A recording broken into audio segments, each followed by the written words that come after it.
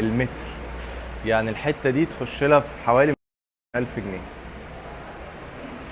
في الرخام ما بنعتمدش اسامي، ما ينفعش نعتمد اسم في الرخام. يعني ما اجيش اقول انا عايز اركب عندي بريشيا داينو وشكرا ونشتري بريشيا داينو، لا، احنا بنعتمد طاوله وشكل طاوله. هتيجي تتفرج على الرخامه بريشيا داينو دي، ممكن في قطعيه تانية وقطعه طاوله تاني خالص تبقى شكل تاني خالص، ممكن بكواليتي معينه في بلاطه تانية نفس الاسم ونفس كل حاجه تبقى شكل تاني خالص. احنا بندور على حاجه اوبن بوك، مساحه كبيره، تبقى لريسبشن فيلا كبير، فالاوبن بوك فيه يبقى كبير. والاوبن بوك يعني لا يفضل غير في المساحات الكبيره عشان العروق تبعد عن بعضها وما تضيقش قوي فما تبقاش مزعجه. بس بنبعد عن الحاجات اللي فيها دمار شويه، واللي حاكمنا لون وكواليتي خامه، فده اللي هنلف معارض كتير قوي عشان عايزين حاجات معينه قوي يعني.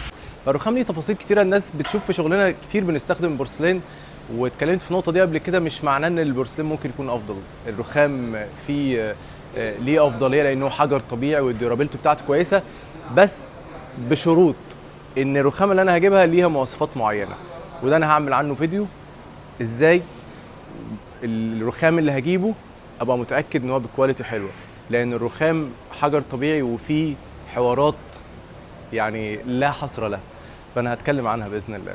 فيها مشاكل كتير، في رخام كتير قوي في مشاكل، في معالجات وفي كل حاجه. ده كوارتز الماني. انتوا بتشوفوا دايما بننزل الكوارتز بيكون ابيض، لا احنا في الفتره الجايه هيبقى في حاجات فيها اللون الاسود.